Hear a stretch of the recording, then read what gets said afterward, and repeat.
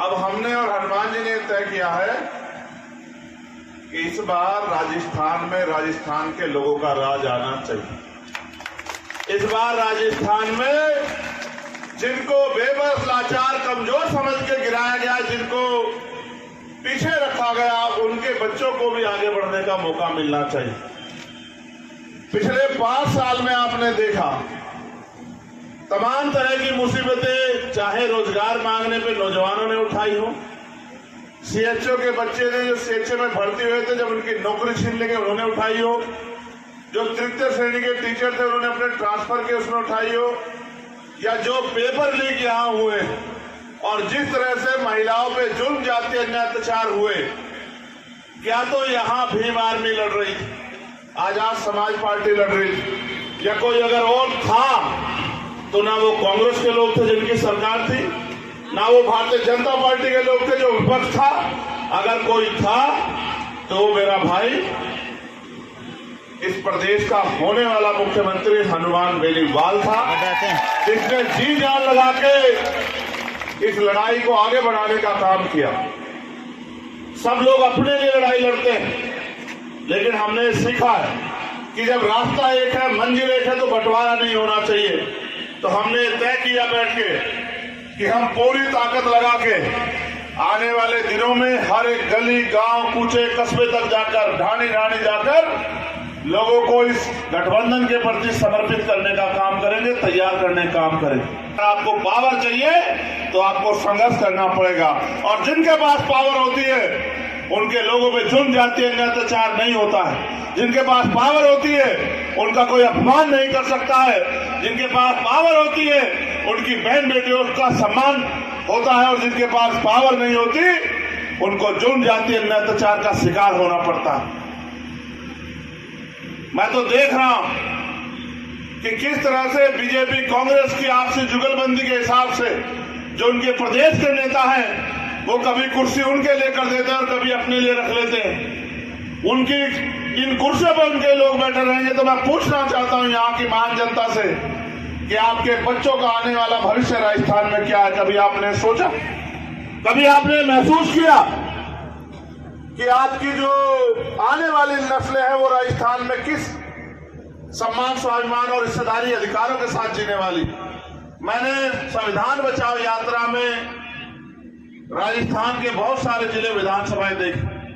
राजस्थान नहीं है तो कहीं बिल्कुल रेतीला है, कहीं राजस्थान में मीठा पानी है तो कहीं कहीं राजस्थान में बहुत खारा पानी है, कहीं कहीं राजस्थान के किसी किसी गांव में खुशहाली है जहां से मंत्री जी आते हैं, रेलवे वाले हमारे स्वामी वैष्णव, और कहीं कहीं कोई गांव ऐसा है जिनके पास ना खाने को अच्छा खाना है, ना पीने को अच्छा पानी है, ना सर ढकने के लिए अच्छा मकान है, ना पहनने के लिए अच्छे कपड़े हैं। इस भारत का सपना, इस भारतीय समाज का सपना ना क्रांतिकारियों ने देखा, ना हमारे महापुरुषों ने देखा। आजादी से पहले जब संविधान नहीं था हमने तमाम तरह की मुसीबतें सही, क्योंकि राजतंत्र था। राजतंत्र में आपके ऊपर बंदिशें थी, राजतंत्र में आप अधिकार विहीन थे, राजतंत्र में आप दूसरों से शासित होते थे। इसलिए जो मालिक ने दे दिया, जो मालिक ने कह दिया, जिसका आदेश मालिक ने कर दिया, आपने माना। लेकिन जब राजतंत्र चला गया और लोकतंत्र आ गया, आपके अंगूठे में इतनी ताकत है कि आप चाहो तो राजस्थान के मुख्यमंत्री को जमीन पर बिठा दो और चाहे अपने बीच के व्यक्ति को जयपुर में ले जाकर बिठा दो। ये ताकत आपके अंगूठे में बाबा साहब डॉक्टर भीमराव अम्बेडकर ने अपने 4 बच्चों को कुर्बानी से दिए। आप लाखों की संख्या मेरे बुलाए पे जयपुर आते हो, आप लाखों की संख्या मेरे बुलाए पे पाली, बाली, भीमनाल आते हो, जालौर आते हो, भीलवाड़ा आते हो, गोपालगढ़ आते हो, लेकिन इससे ताकत नहीं बनेगी। ये लोकतंत्र है। आप मुझे ताकत दोगे तो आपकी ताकत बढ़ेगी, आप मुझे ताकत नहीं दोगे तो आपकी ताकत कमजोर होगी। आप ये बताओ, पूरी जिम्मेदारी से अपने दिल पे हाथ रख के बताओ, अगर यहाँ चंद्रशेखर आजाद ताकतवर होगा तो आप ताकतवर होंगे या नहीं होंगे? बताओ, जोर लगा के बताओ, होंगे या नहीं होंगे? बताओ। और अगर आज जिनको मैंने सपना देखा है, लड़ते हुए देखा, मैंने उम्मीद की कि वो आदमी आगे बढ़ के आपकी सेवा करे, तो बताओ, जब वो आदमी इस प्रदेश में मुख्यमंत्री बनेगा तो क्या आपको किसी के आगे हाथ फैलाना पड़ेगा क्या बताओ? ये आपको तय करना। एक महीने पैसे वालों के पक्ष में रह के अपने 5 साल खराब करने हैं, या एक महीने अपने लोगों का साथ देके अगले 5 साल के लिए अपने बच्चों का भविष्य उज्जवल करना है, और जो जुल्म जाति अन्यायता लूट मचाई हो रही है उसको खत्म करना है। और अब तो हम 1 और 1 11 हो गए हैं। अब तो हम एक थोड़े रहे, अब तो 1 और 1 11 हो गए। सरकार भी इस बात को जानती है कि सारे के सारे लड़ाके में तो रात कह रहा था कि ये तो दोनों की फौज ऐसी है। अगर इस फौज को एक बार कह दिया जाए तो ये तो बंजर भूमि में जो है फसल उगा देगी। तो फौज दोनों की ऐसी है, और उस फौज को ये तय करना है कि उन्हें काम किस तरह करना है। काम करने का एक ही फॉर्मूला है कि गली गली जाके, गांव गांव, ढाणी ढाणी जाके अपने लोगों को, अपनी पार्टी को वोट देने के लिए तैयार करना। और मेरा मानना है कि परिणाम आए। और इस बार क्योंकि दोनों पार्टियों के हालात बड़ी खराब है रात से, और पता नहीं नींद भी आ रही होगी नहीं आ रही होगी, तो आए ना आए उनको नींद, मुझे अपने लोगों की नींदों की परवाह है कि इनको नींद आनी चाहिए, इनका पेट भरना चाहिए, इनको स्वाभिमान सम्मान का जीवन मिलना चाहिए।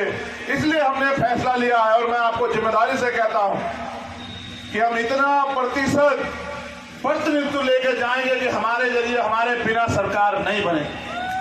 और जब हमारे जरिए सरकार बनेगी तो आप याद रखना, हमें बहुत लंबा समय हुआ लोगों को बनाते हुए। इस बार हम किसी को बनाएंगे नहीं। हमने तय कर लिया कि इस आदमी को कंधे में बिठा के हम लोग आगे ले जाके इस बार जयपुर की कुर्सी पर बिठा के अपने लोगों का भला उसके जरिए कराएंगे। तो इसलिए मैं आपसे आग्रह करूंगा कि वो सपना तभी पूरा होगा जब हमारे विधायक जीतेंगे, और विधायक जीतने की, जिताने की चाबी आपके पास है, और आपकी लड़ाई को आगे बढ़ाने की जिम्मेदारी हमारे पास है। इस बार हम परिवर्तन करके दिखाएंगे। इस बार हम उन लोगों को ये दिखाएंगे जो लोग ये कहते हैं कि गरीब लोग आगे नहीं बढ़ सकते, मेहनतकश लोग आगे नहीं बढ़ सकते, किसान कमेरे की औलादे ताकतवर नहीं हो सकती, जो इनको रोकने के लिए तमाम तरह के षड्यंत्र करेंगे, तमाम तरह के अफवाह फैलाएंगे। और हो सकता है मैं कहना चाहता हूं अपने दोनों पार्टी के नेताओं को कि हो सकता है जातिगत झगड़ा भी करा दें, आपको तैयार रहना पड़ेगा, दुश्मन बड़ा खतरनाक है। हो सकता है जातिगत झगड़ा करा दें कि आपकी एकता टूट जाए। इस बार कुछ भी टूटे, आपकी एकता नहीं टूटनी चाहिए। और अगर ये एकता बनी रही तो परिणाम आप देखना कि कैसे सुनहरे होंगे। आज नहीं कल तो आपको फैसले लेने हैं।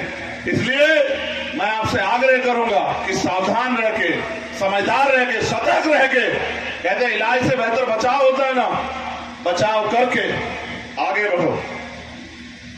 जयपुर तुम्हारा इंतजार कर रहा है। मेरे नौजवान वीरों, मेरी बहनों, माओ, मेरे भाइयों, मेरे बुजुर्गों, ये प्रदेश आपके नेतृत्व का इंतजार कर रहा है। ये प्रदेश आपकी ताकत का इंतजार कर रहा है। और इस प्रदेश की जनता उम्मीद कर रही है कि कोई तो ऐसा आए जो इस प्रदेश की रखवाली करे और इस प्रदेश के लोगों के सपने पूरे करे। और मुझे लगता है कि वो समय आ गया है। 3 तारीख को मेरा जन्मदिन है।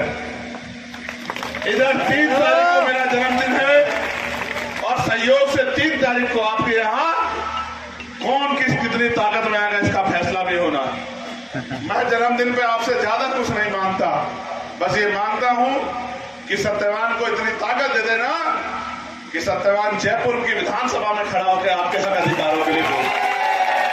सत्यवान जयपुर की विधानसभा में खड़े होकर आपके अधिकारों के लिए लड़ सके, और आपकी जो अधिकार बैठते हैं उनको छीन के लाके आपके कदमों में रख सके। इतनी ताकत मुझे दे देना, और फिर आप ये देखना कि ना कोई आप पे चुन जाति कर पाएगा और ना ही आपके सपने अधूरे रहेंगे।